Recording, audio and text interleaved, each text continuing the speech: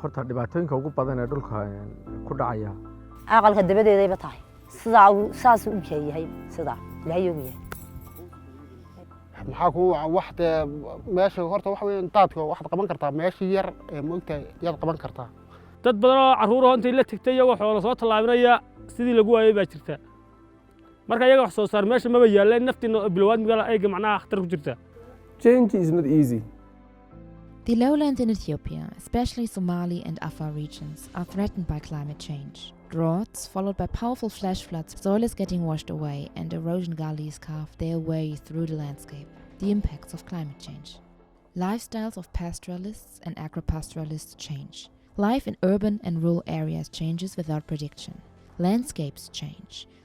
Land is vanishing. Land can't be used anymore. Very first one, because surface is gone. In that gully as it is, you can't produce because with the next flood, everything what you are producing will be washed away. Then the next one is physically what they also see is that the land is getting drier. Every gully works like a drainage system, taking water out. roob hadduu yimaado dhulkii carro guur baa ku dhacaya oo carro guur ayaa ku dhacaya oo abaartana keenayso dhulkii oo budul noqday oo abaari ku sii dhacday ayuu dhibicii ku dhacaya. The climate change has a big impact. For the last 30 years, the recurrence of drought is increasing. Before 30 years, every 5 years or 10 years, there was a drought. But after that, every 2 to 3 years, there is a drought. markaan caruurta ahaa waxba ma garanayn de warkaan caruurta ahaa markaa ilaa eega markaan wax fahmay een weynaaday. At the beginning, best practices with positive experiences were gained in the neighboring Afar regional state. And then the Somali regional state, together with international partners, started rehabilitating dry valleys through constructing water-spreading weirs and dry stone walls to avoid further flooding and the loss of soil. The effective rehabilitation of degraded dry valleys, combining natural resource management and productive land use, is a core part in restoring land for agro-pastoralists to achieve better food availability, increased quantity and quality of livestock feed, and improved water availability.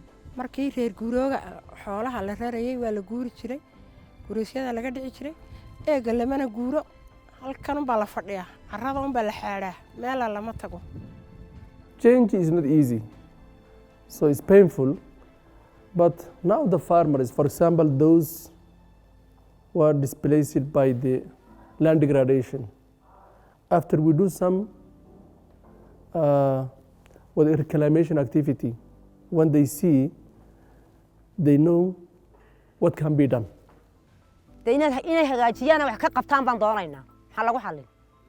How to work together for change, to save water, soil, livestock and people. The Somali government and the German Development Corporation also engaged the young generation to find technical solutions for the loss of soil and water, making rural areas attractive with income possibilities. horta aniga ahaan macnaha waxaan aad macnaha u soo dhaweynayo aan doonayo mustaqbalkan inaan si fiican aan ilaa heer uga gaadho dhowraan ku shaqaynta ama taqaanaa waxay technical oo dhan in lagu shaqeeyo kaleeto. Working together with them and then bringing in the means what we can do, what they can't do. As an individual, you can't build a water spreading weir. shayda fahanka aan fahmay wax ayuu tababarka ku leeyahay oo si fiican nin hurday oo indhaha saa u kala qaaday baan noqday ku dhow markii la tababaray. wax alaala wixii lagu qabsan karo ama dhulka noociisa kala duwan teknolojiyada laga faa'iideysto ama si khaas ah lagu faa'iideysto inaan mustaqbal heer ka gaarno waan doonayaa dadkana macnaha inaan ku dhiirigelin rajeynaya. hadda qodaalka eegaan dhex joognay badh baa rogan oo eega roob daa eega rayska eega horeeya la sugayo basasha iyo khudaartina ay taallaa. waxaan ugu dhaliyay waagi hore waraar bay ahayd biyuhu iska dhaafayeen waxaad ku beertaa uu ba'ayay waxba lagama helay eega biyi baa fadhiisanaya fikradaasaa nagu beertay inay wax ka soo baxayaan.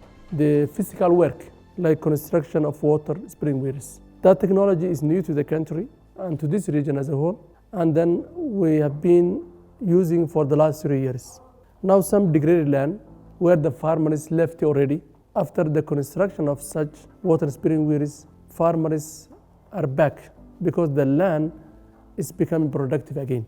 dadku meel dheer u doonto jigjiga oo kale intaan gaadhi ku soo socono in la sii soconayo biyo loo doonanayay haddana markaasaad waayeyso meeshii biyihii oo waxa ka khaldameen ceelkii ka soo saarayay markaasi eega alxamdulilah rabbil caalamiin baan leenahay maadaama wax waliba iska wada dhib yaraadeen imika heer la gaadhay alxamdulilah rabbil caalamiin leenahay marka waagii hore waxa yaraaday wadanku biyo ma lahayn waxba ma lahayn meeshii biyo la tagi jiray faafan oo biyo lahayd loo guuri jiray laakiin waxaan ahay dad isku tashanayo oo saa waxay u maareyn lahaayeen dee wuxuu ku qabanayay dad wax ka sugaya manihin dhulku sida carruurtayda oo kale u yahay wax weyn bay aniga ay tahay waxaan la goyn karay waa adduunka qaybkiisa haddii la siiyo inta unba iga fiican kale maan helaya intaydan unba fiican haa waa la qaban karaa waxay u baahan tahay un farsamo iyo xoog la isku daro oo la geliyo meesha